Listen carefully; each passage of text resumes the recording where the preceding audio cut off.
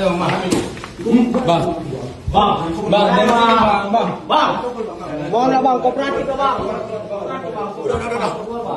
Udah semua kopinya bang. Udah. Mana kopi mana dong? Mana? Udah motor aja.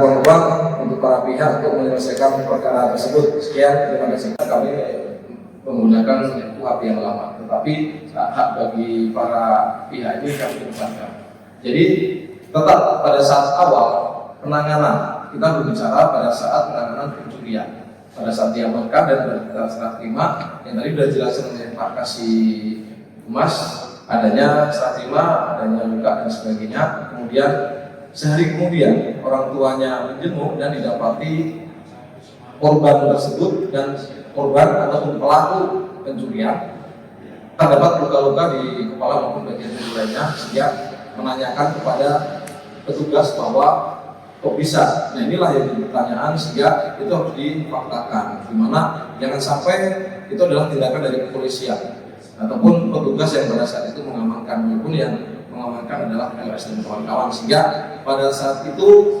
dimediasi ataupun dikomunikasikan kepada pelapor dan pelapor, sehingga pada saat di Polsek telah terjadi kesepakatan bersama dan tidak terjadi pemufakatan karena dari pihak LS meminta uang atau menawarkan untuk biaya untuk RJ atau mediasi sebesar 250 juta. Kemudian dari pelaku pencurian atau orang tua Glenn, orang tua G hanya 1,5 juta, sehingga tidak terjadi kesepakatan. Kemudian dari orang tua yang sama LS tapi berbeda, LS orang tua G ini mempunyai hak karena dia juga akan memfaktakan bahwa bagaimana posisi sebenarnya luka-luka ataupun luka-lukaan yang dialami oleh anaknya, sehingga kemudian dia berkonsultasi dan melakukan laporan kepada Polrestabes Medan yang kemudian kita tidak lanjuti. Kemudian setelah ada laporan polisi di Polrestabes Medan, kami tidak lanjuti dengan melalui mekanisme hukum ataupun peraturan yang berlaku. Dan kemudian kami pun melakukan visum luar dan didapati memang terdapat luka-luka. Kemudian setelah kita lakukan penanganan lebih lanjut dan kita melakukan proses penyelidikan, kami membuka ruang untuk melakukan RJ. Dan kami juga berdasarkan dari permohonan dari para pihak untuk dilakukan mediasi di ruangan yang telah kami sediakan.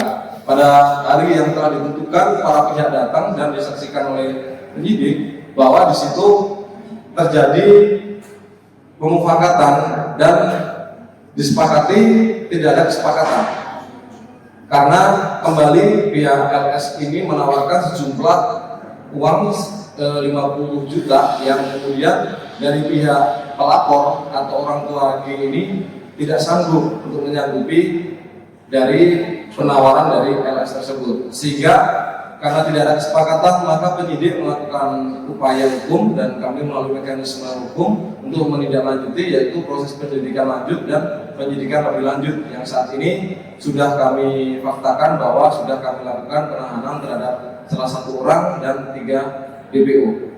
Polres Medan, maka kami akan tidak lanjuti dan kami akan proses apakah itu terpenuhi tidak pidana ataupun tidak terpenuhi suatu tidak pidana, sehingga kita memberikan kepastian hukum secara jelas. Yang ditanyakan terkait dari detik penanganan dari pencurian, khususnya bagaimana penganiayaan yang diterima. Jadi saya jelaskan bahwa saat ini proses terhadap tidak pidana penganiayaan yang menyebabkan seseorang luka dari pelaku pencurian yang berada di Polsek Banjarbatu. Dari hasil proses kami penyelidikan dan kami menemukan fakta penyidikan dan kami sudah melakukan rekonstruksi dari para saksi ataupun saksi pendukung ataupun dari petunjuk-petunjuk yang ada, sehingga dari hasil tersebutlah kami dapatkan bahwa dari keterangan saksi-saksi yang mendukung dari saksi netral tersebut memang ada suatu tindakan, dan kami pun beranjak dari hasil visum pada saat kami pertama kali menerima laporan. Hasil visum dan dikuatkan dengan keterangan ahli dokter yang mengambil visum bahwa ada luka yang ada di bagian tubuh, baik di kepala atau bagian tubuh lainnya, sehingga kami persesuaikan dengan keterangan para saksi ini sesuai bahwa ada tindakan pemukulan yang dilakukan oleh LS dan teman-teman lainnya pada saat di kamar hotel, dilakukan di dalam kamar hotel.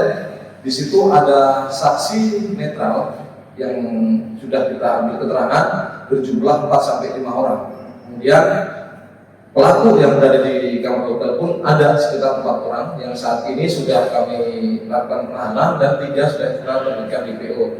Pada saat di kamar hotel tersebut ada tindakan penganiayaan secara bersama-sama dengan melakukan pemukulan dan ada tindakan tendangan juga dari beberapa orang yang bersama dengan LS tersebut, sehingga luka ataupun perkenaan sesuai dengan hasil visum tidak ada di situ perbuatan itu, tapi setelah dari kamar hotel si korban atas nama G ini diseret keluar, mohon maaf dipiting dan ditarik keluar dan dimasukkan di dalam mobil.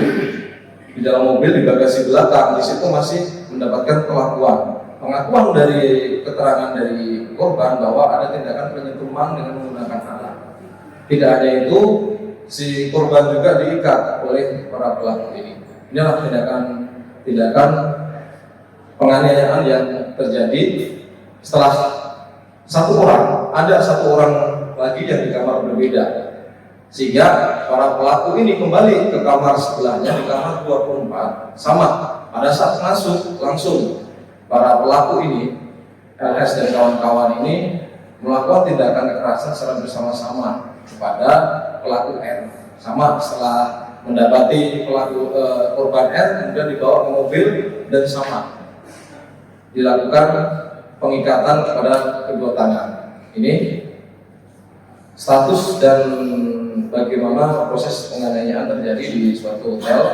Kemudian salah satu polisi yang menangani ini adalah pada saat proses sebelum di tempat kami ini di Polsek Banjarbatu, yaitu penyidik yang menangani. Pada saat itu memang LP dibuat tanggal 22 September. Kemudian sehari kemudian memang ada hubungan dari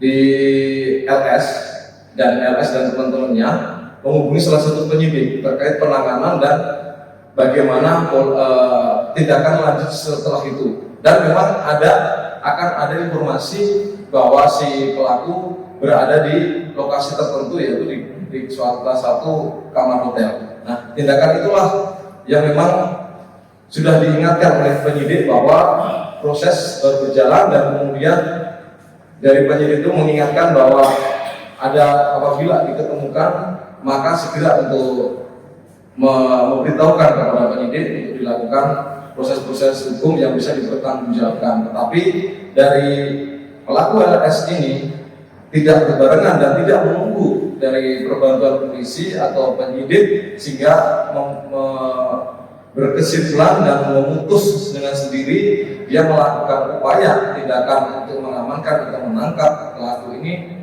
sendiri, sehingga tidak didampingi oleh penyidik. Demikian dijelaskan dari kami. Kita akan melaksanakan rilis terkait adanya 2 laporan polisi, 1 di Banjarbatu dan 1 di Desa. Jadi kita sampaikan untuk sedikit kronisnya bahwa di Polsek Banjarbatu adanya terkait laporan kasus pencurian, di mana telah terjadi pencurian di toko HP pada pukul 2.30 yang dilaporkan tanggal 22 September 2025 dan yang dilakukan oleh karyawan toko G, inisialnya G dan R, dan kemudian dilaporkan ke Polsek Batu dan keesokan harinya korban atau pelapor mendapat informasi keberadaan pelaku dan memberitahukan ke penyidik Polsek Batu untuk melakukan penggerebekan. Namun korban ataupun pelapor mengambil inisiatif dan mengambil keputusan untuk melakukan penggerebekan sendiri, di mana dalam penggerebekan itu ada pelaku yang tadi G dan R. Setelah diinformasikan dan korban ataupun pelapor mengambil tindakan melakukan penggerebekan sendiri tanpa menunggu kehadiran penyidik. Jadi mereka langsung membuka pintu dan langsung melakukan pemukulan kepada pelaku G dan R, dan dalam hal tersebut untuk korban ataupun pelapor membawa sendiri pelaku ke Polsek Pancur Batu. Jadi mereka langsung membawa menggunakan mobil ke Polsek Pancur Batu. Dan keesokan harinya pada tanggal 23 September, pada keesokan harinya sudah mereka serahkan ke Polsek Pancur Batu. Ibu dari pelaku G menjenguk pelaku tersebut dan mendapati pelaku G tersebut dalam kondisi adanya luka penganiayaan. Jadi dalam hal tersebut yang semula ibu pelaku menduga ini dilakukan oleh pihak kepolisian.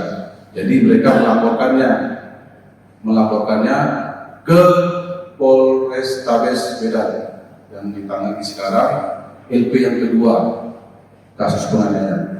Dan sesudah proses penyidikan sudah dilakukan proses pemeriksaan, jadi ditemukanlah bahwa pelaku ini, penganiayaan ini, keempat pelaku tersebut dengan inisial PP, LS, W, dan S lagi. Jadi dalam perkembangan kasus tersebut pihak Polrestabes sudah mengundang kedua belah pihak untuk melakukan mediasi. Dalam mediasi tersebut diupayakan adanya win-win solusi, mungkin seperti restorasi justice ataupun untuk adanya solusi supaya kasus ini tidak dilanjutkan. Itulah upaya dari pihak Polrestabes Medan. Namun dalam hal tersebut tidak tercapai kesepakatan, di mana pada saat mediasi adanya permintaan sejumlah biaya untuk dari korban untuk bisa dilanjutkan mediasi, namun karena tidak dipenuhi, jadi tidak ditemukannya solusi untuk menghentikan dengan cara mediasi. Dan di mana pada saat itu telah dilakukan dan tanggal 19 Januari bahwa pelaku pencurian G dan R sudah divonis. Jadi bukan takut lagi, sudah divonis dengan putusan ingkrah menjalani hukuman 2,5 bulan, 2,5 tahun, 2,5 tahun hasil vonisnya. Dan dalam perkara penganiayaan ini tetap dilanjutkan prosesnya, di mana yang melaporkan ibu dari G tersebut. Dan dalam pemeriksaan saksi ataupun proses hukumnya sudah sampai ke tahap 1, di mana sudah ditetapkan tersangka dan 1 orang sudah ditahan atas nama PP dan 3 lainnya ditetapkan sebagai DPO karena melarikan diri. Jadi inilah proses yang dilakukan oleh pihak penyidik baik Polsek Pancur Batu maupun Satreskrim Polrestabes. Jadi seluruhnya sudah dilakukan proses hukum. Mungkin